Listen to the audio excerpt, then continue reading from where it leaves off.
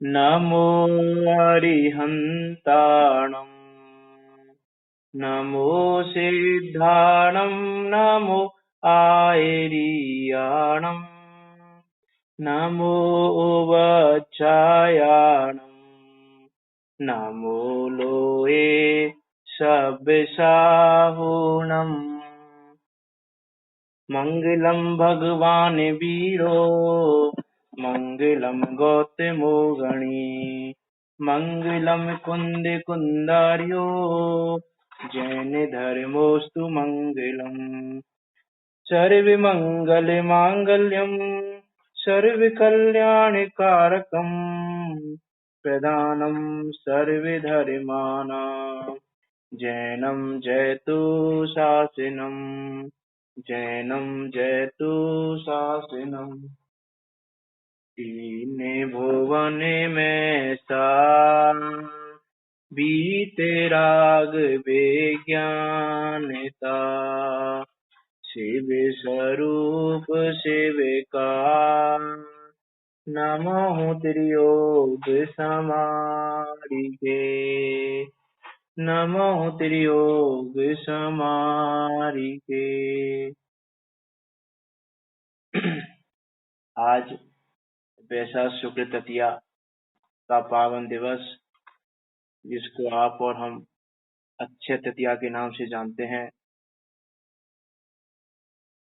इस दिन की कहानी, इस दिन के पीछे का कारण, इस पर्व को मनाने का कारण वो आप सबको भली भांति ख्याल में है ही। यह दिवस जो दान तीर्थ का प्रवर्तन करने वाला है, उस दान तीर्थ की महिमा बताने वाला है कि वास्तव में आहार दान का कैसा फल है, पात्र कैसा हो, दाता कैसा हो, आहार कैसा हो, उन सब चीजों को व्यवस्थित बताने वाला यह दिवस। इसी दिवस पर हम थोड़ी सी चर्चा करें। अक्षय तृतीया पर्व पे हम विचार करें। तीर्थंकर आदिनाथ का जीव, जो एक कथा के हम कहें कि मूल पात्र हैं, ऐसे तीर्थंकर आदिनाथ का जीव जिन्होंने भोग भूमि के भव में सम्यक दर्शन देकर ब्रजनाभि चक्रवर्ती के भव में तीर्थंकर प्रकृति का बंध किया था, 16 कारण भावनाओं को गाते हुए। ऐसे तीर्थंकर आदिनाथ अपने अंतिम भव में जब 84 लाख पूर्व की आयु लेकर अयोध्या की प्रजा का पालन कर रहे थे, असीम मसीह कृषि आदि का उपदेश देते हुए, उन्हें प्रजा का पालन करते हुए, उन्होंने जब 83 लाख पूर्व की आयु पूरी कर ली, उसके बाद एक दिन जन्म दिवस के अवसर पर उनकी राज्यसभा में नीलांजना नाम की एक देवी जो नृत्य कर रही थी, नृत्य करते करते बीच में ही उनकी आयु पूरी हो जाने से इंद्र ने तुरंत उसी समय उसी रूप वाली दूसरी देवी को उपस्थित कर दिया। लेकिन अवधि ज्ञान के धारी, तीक्ष्ण बुद्धि वाले राजा आदिनाथ ने वो देख लिया संयोग, और उस संयोग को देखकर वो जगत की नश्वरता का, क्षणभंगुरता का विचार करने लगे कि वास्तव में इस जगत में कुछ भी नित्य नहीं है, सब अनित्य है। ना ये शरीर नित्य है, ना ये संयोग नित्य है। जो संयोग आज हैं वो कल नहीं रहेंगे। तो इस प्रकार जगत की नश्वरता का, अनित्य, क्षण आदि 12 भावनाओं का चिंतन करते हुए उनका वैराग्य पुष्ट हुआ, और लोकांती देवों ने आकर उस वैराग्य की अनुमोदना की और उस वैराग्य को और अधिक पुष्ट किया। उसके बाद राजा आदिनाथ संसार से विरक्त होकर महाकल्याणमयी जनिश्री दीक्षा को अंगीकार करने चल दिए, और जनिश्री दीक्षा को अंगीकार करके वो अपने शुद्ध आत्म में लीन हो गए, अपने नित्य स्वरूप में, निराहारी स्वरूप में प्रति समय मग्न रहने लगे। अरे उनके साथ जिन राजाओं ने दीक्षा ली थी, उन्होंने उन राजा आदिनाथ के मोह बस, उनके राग बस उन्होंने दीक्षा ली थी कि हमारे राजा ले रहे हैं तो हम भी लें। और कुछ महीने बाद, 1 महीने 2 महीने बीतने के बाद उन राजाओं का धैर्य छूटने लगा और उन्होंने तापस आदि अनेक तरह के वस्त्र आदि धारण करके अनेक प्रकार के मत चला दिए, जैसे मारीची के जीव ने भी मत चलाए। लेकिन उस समय भी तीर्थंकर मुनिराज आदिनाथ अपने शुद्धात्म तत्व में लीन थे, अपने शुद्धात्म तत्व को ध्यान रहे थे, इन कर्मों का क्षय करने की तैयारी कर रहे थे, क्योंकि संसार में कुछ भी सार उनको नहीं लगा था। इस असारभूत संसार को छोड़कर वो इस सारभूत शुद्धात्मा में लीन हो रहे थे, सारभूत शुद्धात्मा को ध्यान रहे थे, सारभूत शुद्धात्मा में अपना पुरुषार्थ, अपना अंतर्मुख पुरुषार्थ तीव्र तीव्र तीव्र करते जा रहे थे। और इस प्रकार 6 महीने का समय बीत गया। 6 महीने तक वे उत्कृष्ट मूर्ति के समान तप करते रहे, अपने शरीर का महत्व छोड़ दिया, क्योंकि वास्तव में ये शरीर महत्व करने लायक नहीं है। इस शरीर की शरण भी छोड़ दी, क्योंकि वास्तव में ये शरीर शरणभूत नहीं है। अरे उन्होंने तो इस संसार को अशरणभूत जानकर एक शुद्धात्मा की शरण ली, और उस शुद्धात्मा की शरण लेकर शुद्धात्मा में ऐसे मग्न हो गए कि 6 महीने तक उग्र उग्र तप करते रहे। और 6 महीने के बाद जब उनका ध्यान योग समाप्त हुआ, तब उन्होंने भरत क्षेत्र के श्रावकों को आहार की विधि का ज्ञान कराने के लिए उनको आहार लेने का विकल्प आया, क्योंकि उस समय भोग भूमि से कर्म भूमि प्रारंभ होने ही वाली थी। अभी तो तीसरे काल का अंतिम काल चल रहा था, अभी चौथा काल आया भी नहीं था। भोग भूमि नष्ट होने चली थी, कल्प वृक्ष नष्ट होने चले थे, जीवों को ज्ञान नहीं था कर्म भूमि का। जीवों ने भोग भूमि में कभी जीवों ने ये देखा नहीं कि कैसे आहार दिए जाते हैं, कैसे क्या होता है, उन्होंने आहार की विधि जानते नहीं। तो इसलिए तीर्थंकर मुनिराज को ये विकल्प आया कि श्रावकों को आहार की विधि का ज्ञान होना चाहिए। उस विकल्प में आहार की विधि का ज्ञान कराने के लिए वो आहार लेने के लिए विहार करने लगे। अरे वास्तव में तो वो जीवों को मोक्ष मार्ग की सिद्धि कैसे होती है, मोक्ष मार्ग पे कैसे चला जाता है, उस मोक्ष मार्ग का स्वरूप क्या है, ये बताना चाह रहे, ये बताने वाले थे।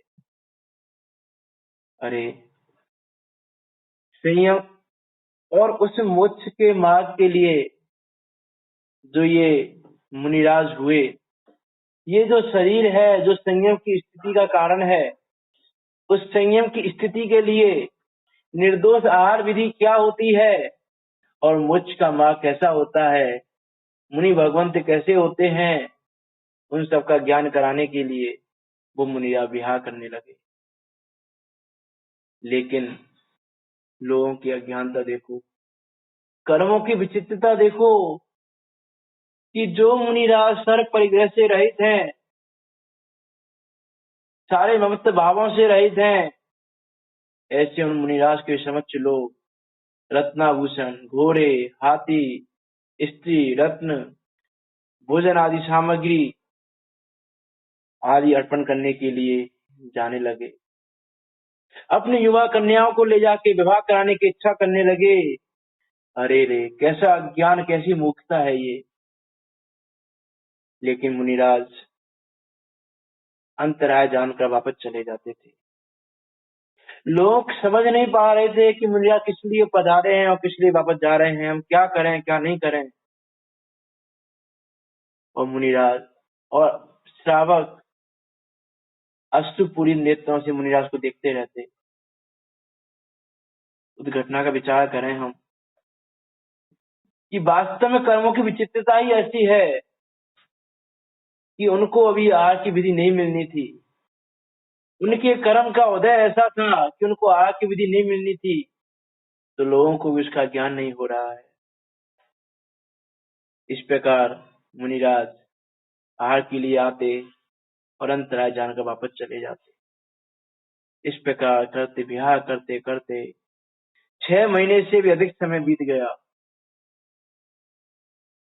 और सब जीव लाचार हो रहे हैं। कोई आहार की विधि नहीं जान रहा है। लेकिन भाई अंतर अंतराय के उदय में सामने निमित्त भी ऐसे बनते हैं। यदि अंतराय का उदय हो तो परद्रव्य भी कुछ नहीं कर सकता। इससे पता चलता है कि वास्तव में परद्रव्य कुछ कर दे, ऐसी परद्रव्य में सामर्थ्य नहीं है। कि अंतराय का यदि उदय है तो परद्रव्य कुछ कर नहीं सकता, अंतराय का उदय नहीं है तो परद्रव्य के निमित्त से कार्य हो गया तो वो कार्य परद्रव्य ने नहीं किया।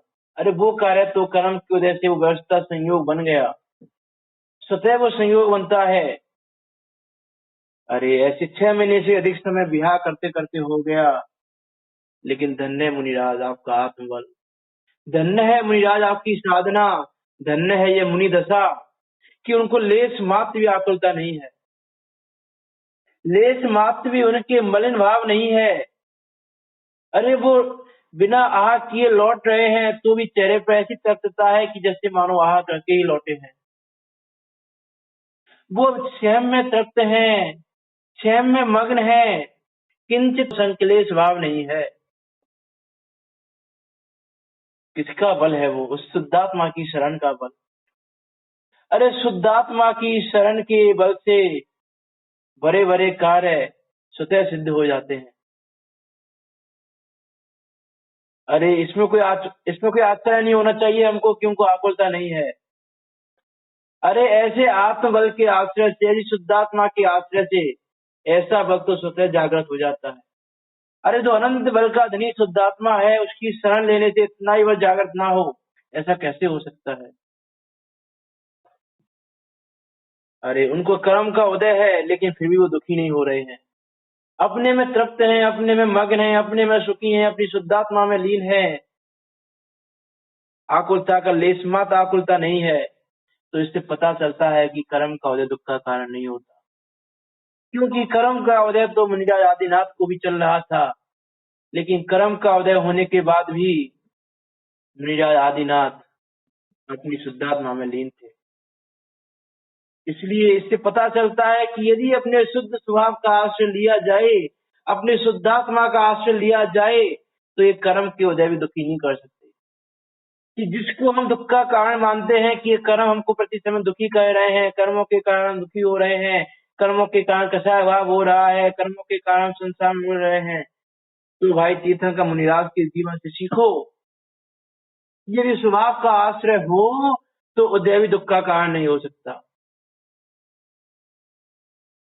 अरे जब ये जीव शुद्धात्मा का आश्रय नहीं लेता, परद्रव्य का आश्रय लेने जाता है तो दुखी होता है। उस समय निमित्त पे आरोप लगा के कहा जाता है कि कर्म के उदय से दुखी हुआ। लेकिन वास्तव में यह जीव सुखी अपने स्वभाव के आश्रय से होता है और दुखी अपने स्वभाव से विमुख होके होता है। ऐसा वो चलते फिरते सिद्ध तीर्थंकर मुनिराज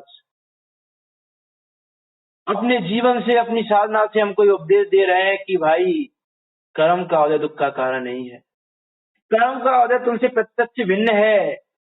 हम तो षोडशी में हमने पढ़ा था, देह भिन्न है, कर्म भिन्न है, उदय आदि भी भिन्न हो, कि भाई ये कर्म का उदय भी तुमसे भिन्न है और भिन्न वस्तु दुख का कारण नहीं हो सकती। क्योंकि दुखी तुम हो रहे हो, कारण दूसरा द्रव्य हो, ऐसा कैसे हो सकता है? कि दुखी तुम हो रहे हो तो कारण भी तुम में ही विद्यमान है, और वो कारण है अपने स्वभाव से विमुक्ता, अपने स्वभाव से च्युत होकर पर स्वभाव को अपना मानना, पर द्रव्यों को अपना मानना, पर का आश्रय लेना, ये वो दुख का कारण है। अरे उस कर्म के उदय का भी दोष देखना, ये बहुत अनीति वाला कार्य है कि तुम अनीति कर रहे हो, नीतिवान नहीं हो तुम यदि तुम कर्म के उदय पर दोष दे रहे हो तो। क्योंकि जिसका दोष नहीं है उस पर दोषारोपण करना उसको अनीति कहा जाता है कि आपने उसके साथ न्याय नहीं किया, आप अन्याय कर रहे हो कि आप कर्म के उदय का दोष देख रहे हो। अरे वो उदय तो उदय में ही है, वो उसने शुद्धात्मा में आज तक प्रवेश किया नहीं। नासिका से उदय में आ रहा है, लेकिन फिर भी वो अपनी शुद्धात्मा में आज तक प्रवेश नहीं पाया उसने। जैसे कर्म के उदय में भी वह तीर्थंकर मुनिराज आदिनाथ, तीर्थंकर मुनिराज ऋषभ कुमार भेद ज्ञान पूर्वक दिव्य दृष्टि धरते हुए क्षेम में मग्न हो रहे हैं, क्षेम में लीन हो रहे हैं, स्वयं का आश्रय लेकर शांति का अनुभव कर रहे हैं, सुख का अनुभव कर रहे हैं। इसलिए भाई ये आकुलता करना व्यर्थ है, इसलिए आकुलता को छोड़ो। अरे वो उस कर्म के उदय के काल में भी धर्म ध्यान में लीन है, आत्मरोग ध्यान नहीं कर रहे हैं, और हम अज्ञानी जीव आत्मरोग ध्यान करके दुख दुख के बीज बोते रहते हैं, दुख का कारण उपस्थित करते रहते हैं। इसीलिए तीर्थंकर मुनिराज का जीवन भी हमको बहुत कुछ सिखाता है। अरे वास्तव में जिनके पुत्र चक्रवर्ती हैं, कामदेव हैं, चरम शरीरी हैं, उसी वश से मोक्ष जाने वाले हैं, ऐसे उनके पुत्र भी आहार की विधि नहीं मिला पा रहे हैं। ये कैसी कर्म की व्यवस्था है, ये कैसी वस्तु व्यवस्था है, ये कैसा संयोग है, ये कैसा नियोग है वस्तु व्यवस्था का कि चक्रवर्ती, कामदेव, चरम शरीरी जैसे पुत्र भी आहार की विधि नहीं मिला पा रहे हैं। विचार तो करें कि अरे हम जो सोचते हैं, अरे चरम शरीरी जीव से उत्तम कौन सा जीव होगा, ऐसे उत्तम जीव के रहते हुए भी आहार की विधि नहीं मिल पा रही है, तो विचार तो करें हम कि क्रमबद्ध पर्याय का कैसा संयोग है, ये कर्म के उदय का कैसा संयोग है कि वो कर्म का उदय हो। जैसे हमने पढ़ा था कि पाप के उदय में सहाय का निमित्त नहीं बनता और पुण्य के उदय में दंड का निमित्त नहीं बनता, तो पाप का उदय हो तो सहायता के लिए कोई निमित्त नहीं बनता। अरे तो स्वर्गों के देव जन्म से 6 महीने पहले से उस नगी की सेवा कर रहे हैं, रत्न बरसा रहे हैं, तीर्थंकर के माता पिता की सेवा कर रहे हैं, गर्भ कल्याणक मनाने आ रहे हैं, जन्म कल्याणक मनाने आ रहे हैं, और प्रत्येक दिन स्वर्गों से वस्त्र आभूषण भोजन आदि सब कुछ भेज रहे हैं, तब कल्याणक की मनाने आ रहे हैं। ऐसे वो स्वर्गों के देव भी आहार की विधि मिलाने नहीं आ पा रहे। ये कैसा निमित्त उपादान का सिद्धांत है, ये कैसा क्रमबद्ध पर्याय का सिद्धांत है, ये कैसा कर्म का सिद्धांत है, विचार तो करें। इसीलिए इसी जगत में कोई भी शरणभूत नहीं है। अरे जब चक्रवर्ती जैसे पुत्र शरणभूत नहीं हुए तो अन्य जीव, तो हम व्यर्थ में बाहर के लोगों की शरण क्यों माने बैठे हैं। इसीलिए यह संसार अशरणभूत है। इस अशरणभूत संसार में कोई भी अवलंबन लेने के योग्य नहीं है, किसी का भी आश्रय लेने के योग्य नहीं है। इसीलिए पर में जो हमने झूठी आशा बांधी हुई है, तो झूठी आशा को छोड़कर हम अपने शुद्धात्म तत्व की शरण लें, शुद्धात्म तत्व का भजन करें। उस शुद्धात्म तत्व का भजन करने से, उस शुद्धात्म तत्व का आश्रय लेने से सुख की प्राप्ति स्वतः होती है, अपने आप होती है। अरे अशरण जग में शरण एक शुद्धात्म ही भाई, धरो विवेक हृदय में आशा पर की दुखदाई। ये अशरण हुई संसार को जानो तो सही। अरे ये आज का पावन दिवस हमको यही बता रहा है कि जगत अशरणभूत है। इस जगत में किसी का आश्रय लेने के योग्य नहीं है। यदि आश्रय लेना ही है तो अपनी शुद्धात्मा का आश्रय लो। यदि शरण में जाना है तो अपनी शुद्धात्मा की शरण में जाओ। यदि ध्यान करना है तो अपनी शुद्धात्मा का ध्यान करो। यदि लीन होना है तो अपनी शुद्धात्मा में लीन हो। पर का आश्रय लेना, पर की शरण में जाना, पर का ध्यान करना, पर में लीन होना, ये सब दुख के ही कारण है।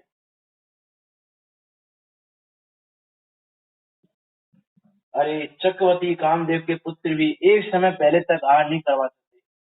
जिस समय वो कम समय आना है, जिस समय वो उदय आना है, उस समय वो कार्य स्वतः बनेगा, और उससे पहले कोई भी जीव उस कार्य को नहीं बनवा सकता।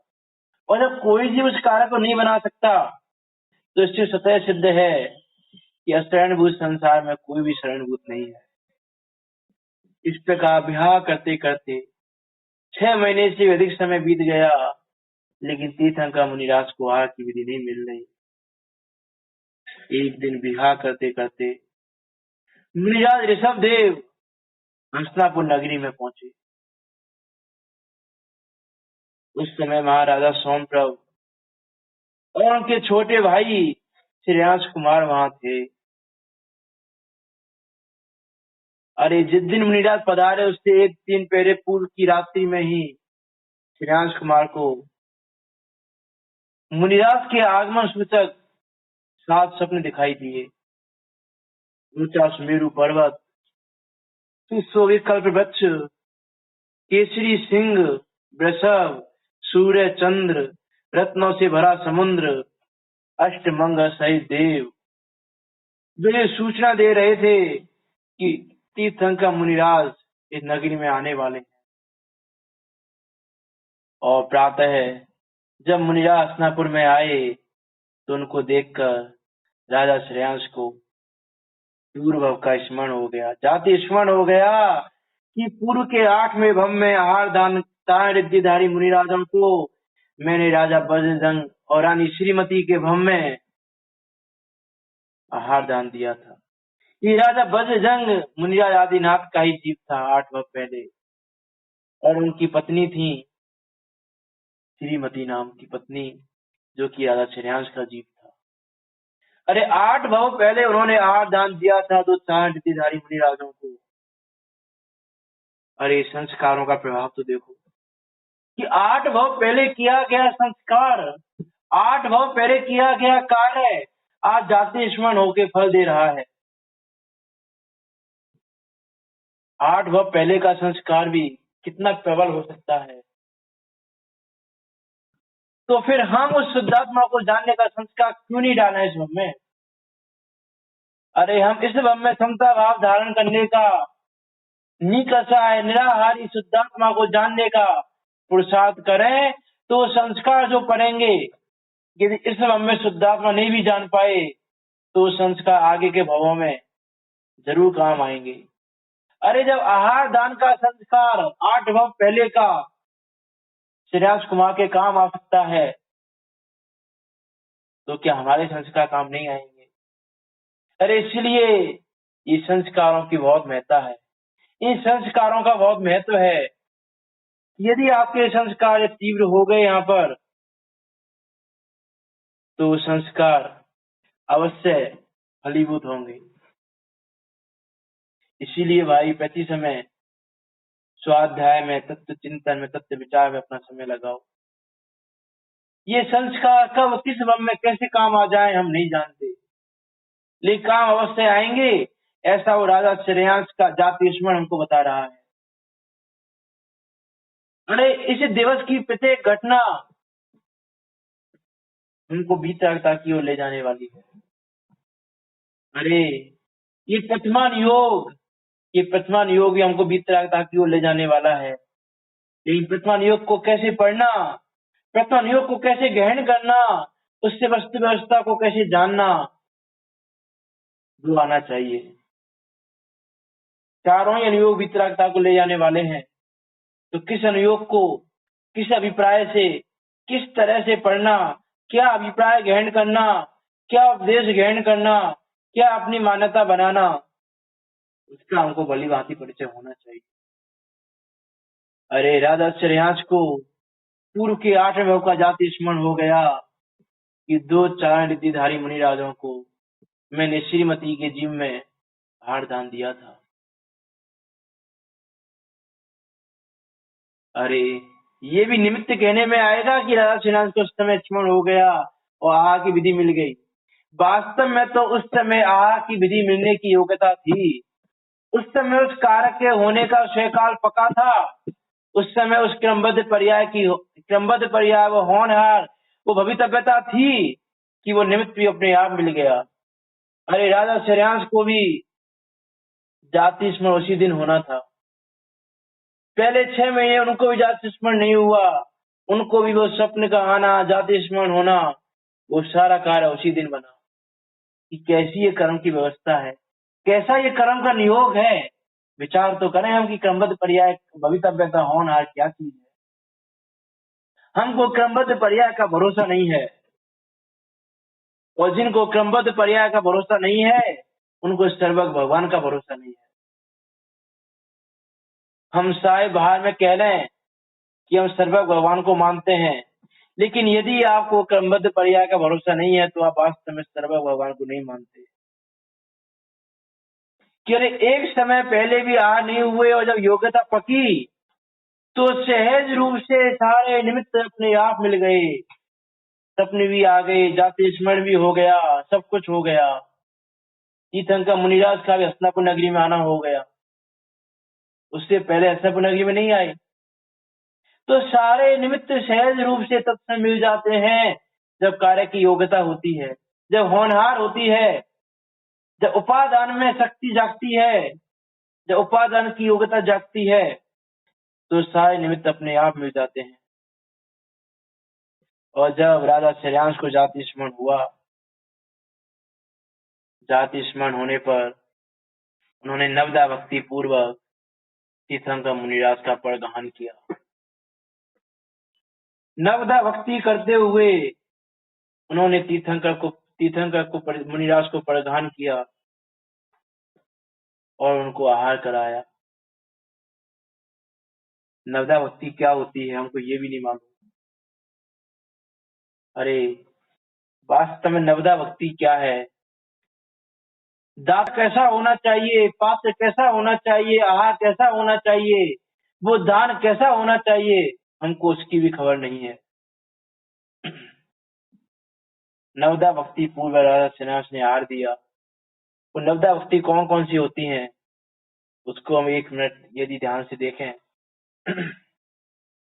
एक संग्रह नाम रूप नाम की भक्ति है, जिसमें उस पात्र को सामने आता देख अत्रो अत्रो तिष्ठो तिष्ठो इस प्रकार शब्द कहते हुए उन मुनिराज को बुलाना, ये पहली संग्रह रूप नाम की भक्ति है जो कि सारे पाप समूह का नाश करने वाली है।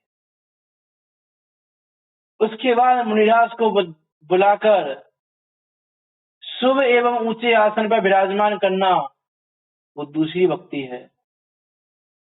उच्च आसन देना और फिर समर्पित भाव से मुनिराज के प्रति समर्पित होते हुए उनके चरणों का प्रक्षालन करना, ये पाद प्रक्षालन नाम की तीसरी भक्ति है। पाद प्रक्षालन करने के बाद अष्ट द्रव्यों से मुनिराज की पूजन करना, ये चौथी भक्ति है। और पूजन करने के बाद उनको विनय पूर्वक हृदय में भक्ति धारण करते हुए मुनिराज की महिमा करते हुए प्रणाम करना, ये विनय नाम की पांचवी भक्ति है। उसके बाद मन शुद्धि, वचन शुद्धि, काय शुद्धि, आहार जल शुद्धि, ये 4 भक्तियां। इस प्रकार ये 9 भक्तियां सुपात्र को दान देने से पूर्व ये नवदा भक्ति पूर्वक ही मुनिराज को कहा जाता है। ये नवदा भक्ति हम सबको लक्ष्य में होनी चाहिए, हम सबका ध्यान क्या होना चाहिए कि नवदा भक्ति क्या होती है। अरे इस भव में नवदा भक्ति जाना, अरे भावलिंगी संत ना भी मिले, अगले किसी भव में मिलेंगे तो हो सकता है भव के संस्कार जागृत हो जाए। यदि नवदा भक्ति का हमको ज्ञान होगा तो उस समय वो सुयोग ऐसा बैठ सकता है कि मुनिराज आए और हमारे द्वारा पढ़ाई जाए। अरे श्रावक तो प्रति समय भावना आता है, वे मुनिवर कब मिली है ओ पेगारी, वे मुनिवर कब मिली है ओ पेगारी, साधु दिगंबर नग्नि निरंबर, साधु दिगंबर नग्नि निरंबर, समता भूषण धारी, वे मुनिवर कब मिली है उपगारी, वे मुनिवर कब मिली है उपगारी। अरे जो श्रावक स्वयं मुनिराज होने की भावना भाता है कि संत साधु बन के विचरूं, भय घड़ी कब आएगी, चल पड़ूं मैं मोक्ष पथ में, भय घड़ी कब आएगी। अरे जो श्रावक प्रति समय ये भावना भाता है, मुनिराज को देखकर उसके ऐसे भाव जगे, उसमें क्या आश्चर्य है।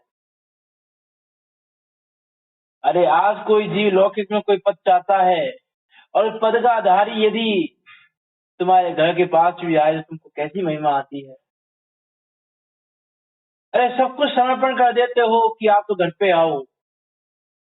कोई क्रिकेटर बनना चाहता है और आपकी कॉलोनी में सचिन सचिन तेंदुलकर आ जाए, कैसी महिमा आती है उसकी कि घर पे आओ, आप घर पे आ जाओ, घर पे आओ। सब कुछ समर्पण कर देता है। तो जो श्रावक मुनिराज होने की भावना भाता है, प्रति समय यही भावना भाता है कि वह मंगल घड़ी कब आएगी, जब मैं भी मुनिराज होकर विचरण करूं, मुझ माँ का विचरण करूं, अपनी शुद्धात्मा में लीन हूं। ऐसी भावना भाने वाला श्रावक मुनिराज को देखकर उसकी ऐसी भक्ति जगे, उसमें क्या आश्चर्य है। अरे वो पात्र भी ऐसा होना चाहिए, पात्र भी सुपात्र होना चाहिए। हर किसी पात्र को दान नहीं दिया जाता, हर किसी पात्र को आहार नहीं दिया जाता। सुपात्र कुपात्र अपात्र इन सब का भली भांति हमको ध्यान होना चाहिए। और जो दान देने वाला दाता है, उस दाता में भी गुण होने चाहिए।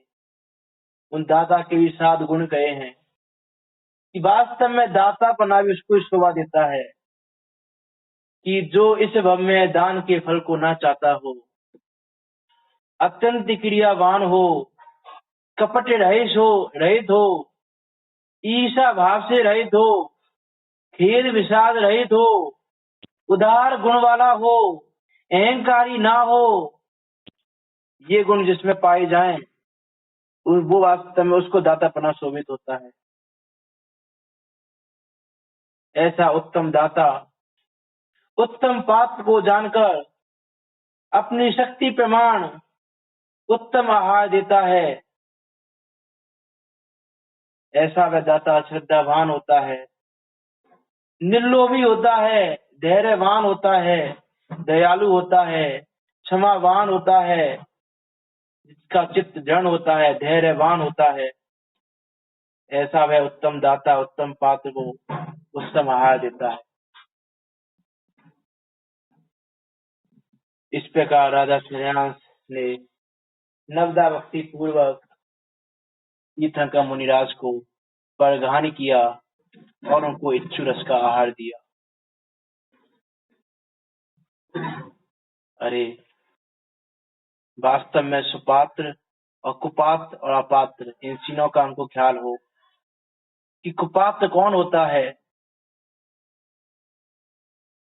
पंडित दौलत राम जी ने क्रिया कोश में कुपात्र के लिए बताया कि जो निरंतर शुभ क्रियाओं में रत रहते हैं, कोई भी क्रिया आगम विरुद्ध नहीं करते, तपशील संयम के आराधक हैं, किंतु सम्य दर्शन के अभाव में वे साधु संसार समुद्र से पार होकर निर्वाण प्राप्त नहीं करते, स्वर्ग में उत्पन्न होते हैं। जिनके किंचित भी पाप कर्म नहीं है, लेकिन भाव लिंग के बिना मिथ्या दृष्टि कहलाते हैं, ऐसे द्रव्य लिंग को धारण करने वाले साधु भी कुपात्र हैं। लेकिन कुपात्र में भी 3 भेद किए, उत्तम मध्यम जघन्य। तो ऐसे मुनि जो द्रव्य लिंग के धारी हैं, भाव लिंग नहीं है, उनको उत्कृष्ट कुपात्र कहा, सुपात्र नहीं कहा। और जो सम्यक्त से रहित अनुव्रति हैं, जिनकी द्रव्य रूप से श्रावक धर्म में प्रवृत्ति है, आचार्य उन्हें श्रावक नहीं कहते, उनको मध्यम कुपात्र कहा। और जिन श्रावकों को आत्मद्रव्य स्वद्रव्य परद्रव्य का परिचय नहीं, अनुभव नहीं, ऐसे आत्मनोर से हीन श्रावक, उनको मध्यम जघन्य कुपात्र कहा। और वहां आचार्य देव ने कहा किन कुपात्रों को जो सुपात्र जानकर भक्ति विधान से आहार आदि दान करते हैं, वो कुभोग भूमि में जन्म लेते हैं, कुभोग भूमि में उत्पन्न होते हैं। और जिन साधुओं के व्रत नहीं है, 28 मूल गुणों का पालन नहीं है, श्रावकों के व्रत भी नहीं है कि जिन व्रतों का पालन श्रावक करते हैं, उन 11 प्रतिमाएं, उनका भी जिनका पालन नहीं हो पूरी तरह से, वो जीव अपात्र हैं। और ऐसे अपात्र को दान नहीं करना चाहिए, विनय नहीं करनी चाहिए। ऐसे अपात्र दान देने के योग्य नहीं है, भक्ति करने के योग्य नहीं है। इस प्रकार हम सुपात्र, कुपात्र और अपात्र इन सबको भली भांति विचार करें। ऐसे उत्तम मुनिराज, तीर्थंकर मुनिराज सुपात्र को देखकर राजा श्रेयांश को जाति स्मरण हुआ और नवदा भक्ति पूर्वक उन्होंने इच्छुक रस का आहार दिया। एक वर्ष से भी ज्यादा समय के बाद तीर्थंकर मुनिराज का प्रथम आहार प्रथम बार हस्तिनापुर नगरी में राजा श्रेयांश के द्वारा हुआ। देव पंचाचार्य कह रहे हैं, रत्नों की वृष्टि कह रहे हैं, जय जयकार का घोष हो रहा है, तीर्थंकर मुनिराज की जय हो रही है, राजा श्रेयांश की जय हो रही है। अरे धन्य है वो दाता, धन्य है वो पात्र,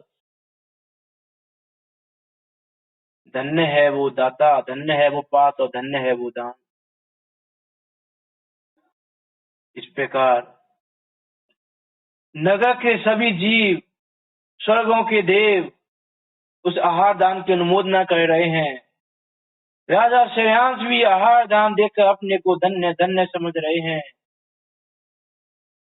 अहो वो अपने मनुष्य जीवन को सफल मान रहे हैं कि मुनिराज आज मेरे घर पधारे, आज मुनिराज को परगान हुआ, आज मेरे द्वारा मुनिराज को आहार हुआ, आज मेरा ये मनुष्य वर्ग सफल हो गया।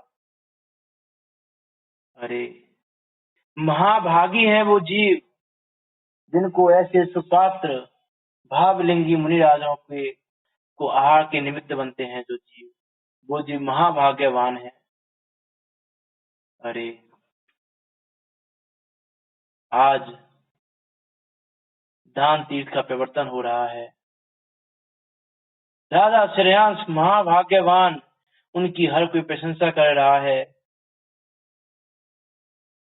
इस प्रकार विचार करके वहां स्वर्गों के देवों ने भी जय जयकार करते हुए दान तीर्थ का प्रवर्तन चल हुआ। घर घर मंगलाचार हो रहे हैं। हस्तिनापुर नगरी के जीव आहार की विधि जान रहे हैं कि आहार की विधि कैसी होती है, आहार कैसे दिया जाता है, आहार कैसा होना चाहिए, नवदा भक्ति क्या होती है, दाता कैसा होना चाहिए, पात्र कैसा होना चाहिए। ये सारी चीजें हस्तिनापुर नगरी के सारे जीव जान रहे हैं, जानकर अनुमोदना कर रहे हैं और अनुमोदना कर अपने आप को धन्य धन्य समझ रहे हैं।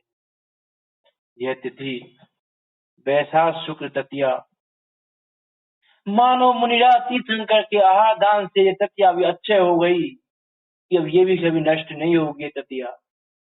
अरे इस दिन से दान तीर्थ का प्रवचन चला कि पूरे चौथे काल में अनेक मुनिराजों को आहार दान हो रहा है, तीर्थंकर मुनिराजों को आहार दान हो रहा है। इसका प्रवर्तन इस वैशाख शुक्ल तृतीया के दिन से, इसी घटना से प्रारंभ हुआ। ऐसी यह तृतीया जो अच्छे हो गई, उसको हम अच्छे तृतीया के नाम से बनाते हैं। इसी दिन हम विचार करें कि हम भी तीर्थंकर मुनिराज सब देव के समान धैर्यवान बने, धीरता धारण करें और वस्तु व्यवस्था को जानकर आराधना में निर्विघ्न रूप से लगें। कोई भी विघ्न आए, कैसा भी उदय आए, हम अपनी धर्म आराधना से जगह नहीं। अपनी आराधना से हमारा चित्त चलायमान ना हो।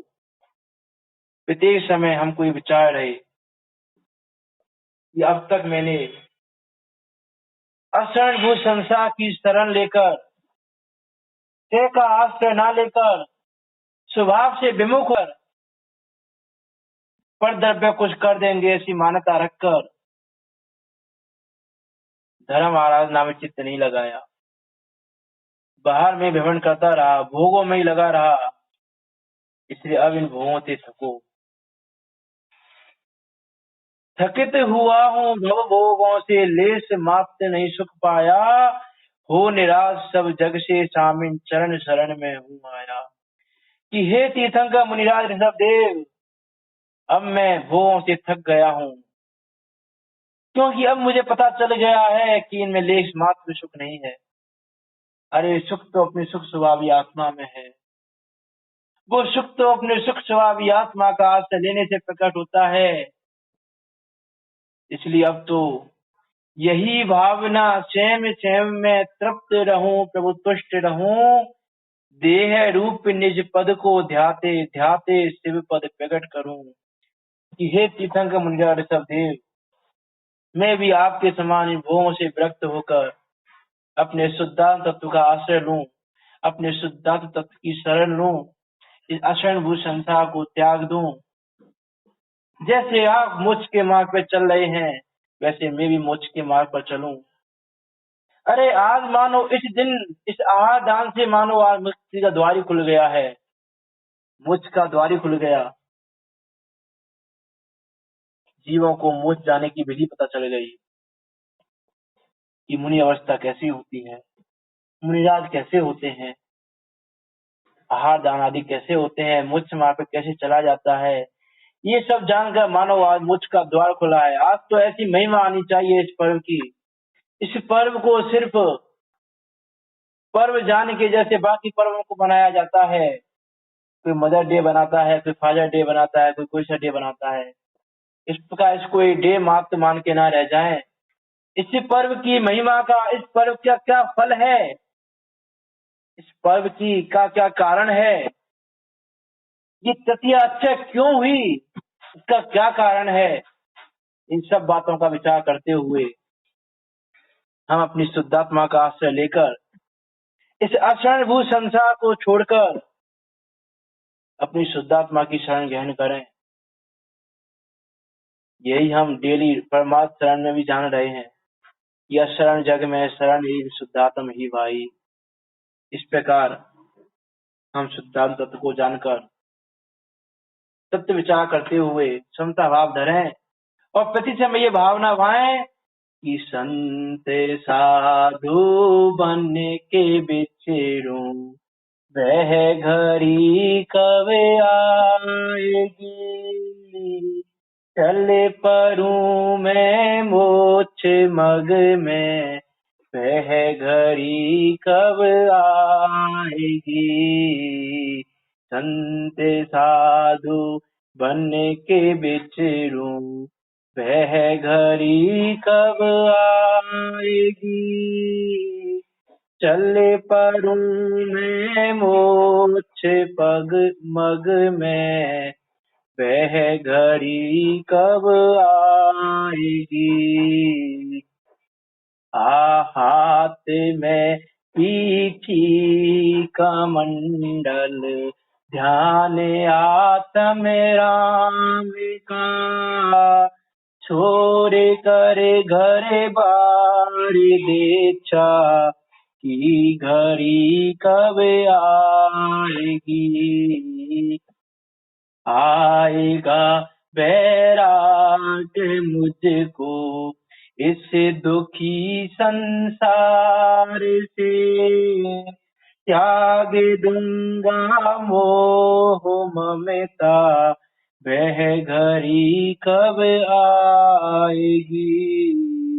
5 समिति 3 गोप्ती, 22 परिचय भी सहूं, भावे ना 12 जुभाऊं, वह घड़ी कब आएगी।